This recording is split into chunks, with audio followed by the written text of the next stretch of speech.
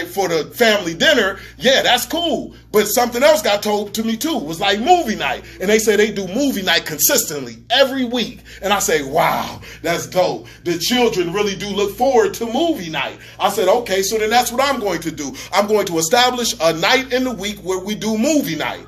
And you'll notice throughout the week, they'll start getting excited about it, and they'll find you a movie, and they'll be like, Dad, how about this one? Dad, how about this one? That's it? Yeah. That's it? That makes you feel good, too. That's it? That's it? Because now they are expecting it to come. So now what I do is like I let them alternate and pick which movies they gonna watch. So one time it's my son, and then the next time it's my daughter. And I'll be like, okay. And my daughter, she just keeps on picking the same movies. Like she don't even want to try different movies. I'm like, dang, we done seen Sonic the Hedgehog I don't know how many times. You too? Oh my gosh. It's like, you about that lady in California? It's really good. For the first 3 years of her kid's life, her kid wouldn't go to sleep without watching that Bee movie. Heck She watched it every day for 3 years. 3 years, the Bee movie. Heck no, man. That stuff is no joke, man. But that's something that's good for them. So now what we do is every week, once a week, we got a movie night. And what we do is that we go to the Red Box, they pick it, but now I got HBO Max, and I also got Prime Video to where we can, now we just look at it on there. We just pick out one of those movies on there, and then that's what we're going to watch for movie night. But guess how we turned it into an experience. I literally turned it into an experience, right? We go to the store. I get the popcorn with the butter, the movie butter that's in the bottle that you can pour on the popcorn, right, to make it like taste to another level, like movie popcorn. So I pop the popcorn, and the next thing is me getting that popcorn machine and putting it in. Yeah, the popcorn machine is like the big ones like that. That's the next move I'm going to make. Okay. I'm going to put it downstairs in the rec room. Right, absolutely, right. Like that's gonna be my next. That's gonna be my next move, man. But they love every bit of it. We do the popcorn. We go to Kroger, and I tell them go ahead and get you your candy. They get their dollar candy, their box of candy, right? And they get the chance to do what they do. So my daughter, she getting what she want. My son getting what he want. I get a gallon of juice, and we take it downstairs in the rec room, and we go ahead and have the ice. We got the movie chairs down there, right? We got the dang on projector screen. I turned it downstairs when my son used to stay at. I turned it into a theater. Right. Straight up, like, it's a theater. That stuff is beautiful, right? So now what we are able to do is have movie night, and it's a whole experience. And they love every bit of that. They be like, it's movie night. We have ice cream, whatever. Like, it'd be good stuff. And this is memories. You know what my son just said? He just said this the other day. This was on Thursday, just when we had movie night, just Thursday, right? My son, see, my daughter, she goes with her mother. So, but I still have movie night every week, though, regardless. Because I'm going to have one kid at least. Right. Throughout the whole entire time. I'm gonna have at least one kid. So it's like, so my son, he was there, was just me and him for movie night. And he says, Dad, man, I'm gonna do movie night with my children every night. I say, man, no doubt. Like, I hear you though, but he ain't gonna do it every night. He's stating that now because he's just so excited about movie night. And he like, man, I'm gonna do that with my children every night. Like, this is good stuff. But this is what it's all about. If I'm doing these type of things, is that establishing a strong, positive relationship? Absolutely right. What do we get from strong, positive relationships? Influence. What can I do with that strong, positive relationship? Transfer information, right? A strong relationship is paradise, but it's built by what we are doing intentionally. I got that idea from somebody who was outside of me, and it made sense. And I said that I'm going to do that same exact thing. So when I presented the father that I want my children to have, is based off of information that I'm pulling from my past, from other people that I'm seeing in their roles, from people that I'm seeing on TV, like the Wayans brothers, Damon Wayans, my wife and kids. Man, I'm like, man, I want to be a creative dad like that. That is powerful. So now when you see me in my fatherhood, you'll see some creativity because I'm pulling that from the father that I seen on TV. Robert Townsend had a good one too. Remember that one? I can't remember Robert Townsend. What was that one called, man? That was a good. I was gonna look that up the last time you mentioned that, but it was good. material. Look that one up. You know, Action. Robert a deep. I know, yeah, no doubt, absolutely, absolutely. But this is all what goes into determining what type of father that we gonna deliver to our children. And when we put that level of work into anything, like, listen, this is what brings us the fruits that we want. But if we don't put in that level of work, guess what? The fruits ain't gonna come. What I always tell people is that, man, this stuff ain't gonna be done like this. I tell people this all the time. We can't do this fatherhood like this and expect any type of favorable results. You can't kick back your feet.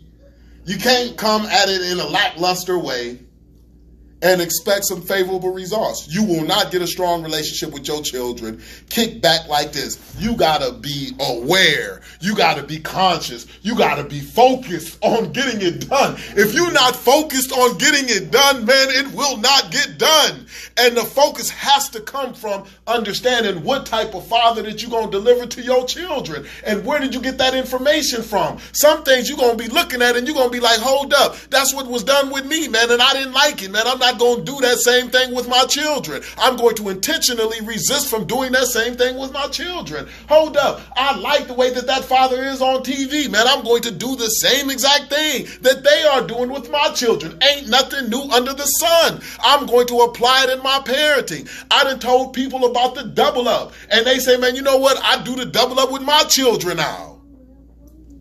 It's people that I done came in contact, because the double up is in my books and everything. I done put it in my books everywhere. It's all over the place. I tell people about the double up, and they say, man, I got to do the double up with my children. Trev, the double up is I give my children allowance. I started it with my teenage sons, and I give them allowance. Did I give you the? I told you the double up. I started it with allowance, right? And the main objective for the double up is to make sure that they are prepared for opportunities when they present themselves, right? It's just having the mind. So with the double up is, and also how to save. You know, I don't want them to be foolish with their money. I want them to be able to manage their money in an effective way, so then they don't be in bad spaces in life, right? So with the double up is I give them allowance every week. I was giving them allowance every week, and I said that when I come up to you, I'm going to say double up. It's going to be at an undisclosed time, and I'm going to double whatever you got saved. And that double up is not going to take away from your allowance. That means that if you got $30 saved from what I have given you in allowance, then I'm going to give you another 30. Make you have 60. If you have $50 saved, I'm going to give you another 50. Make you have 100. If you have $100 saved, get them to save money back and be like, hey, maybe I want to keep this. Maybe Dad's gonna double that. Maybe I only need $20. I don't really need all that. Yeah? No doubt, absolutely right. You get them to think. You get them to think, because now they will grow up thinking in that way. Tell them how you sweat. Oh my gosh.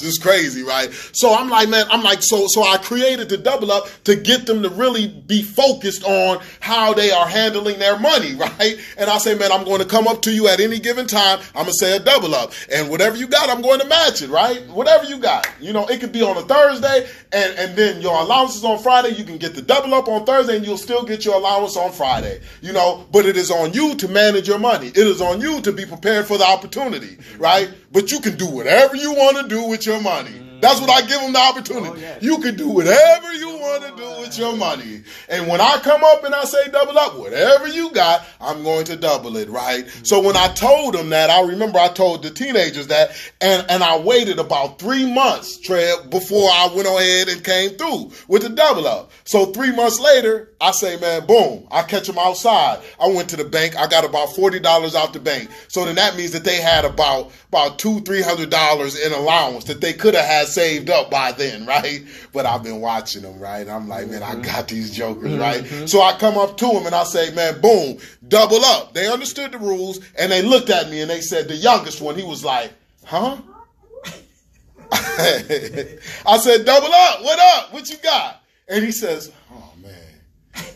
So he started to walk. This brother was walking so slow. I said, man, he was going to his room. His room was downstairs. He was like, damn, yourself crazy. I said, hurry up, boy, so I can go ahead and do this thing so I can get to your brother. You know, and he like, man, dang. So he goes downstairs. He comes back up with a fist full of money, right? And the money that was in his fist was coins. He had $1 bill. He put that stuff on the table. It was every bit of $1.80. 3 months of allowance, $1.80, right? And he says, man, dang, this is what I got, $1.80. I said, cool. Here goes another $1.80. I gave him $2. I said, man, let me get because you know I'm petty like that. I said, let me get that 20 cents because I'm giving you $1.80. So I went on and got my 20 cents from his little change that he had there. I took 2 dimes and I said, here go your $2. Now you got $3.60, right? And he looked at me and he says, man, this stuff sucks. I said, man, for real? He says, man, yeah, man, I don't even know what I spent my money on. Right. I say, man, this is just what happens with adults. They, man, at the end of the month, they find themselves broke and they be like, man, what did I buy?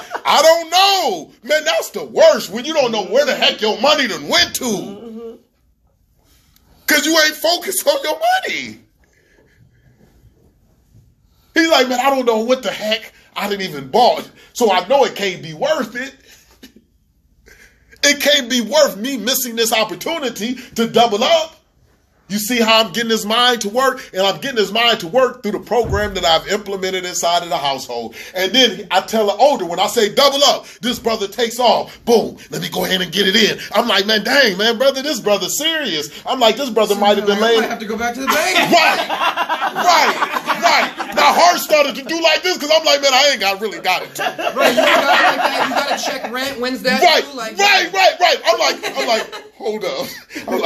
I'm like, son, hold on. Let me give you a percentage of what you got. Hold up, 15%, not the whole double up. Like, let me can we do 15%? Like, I wanted to start the negotiations because I'm like, this brother is running too fast.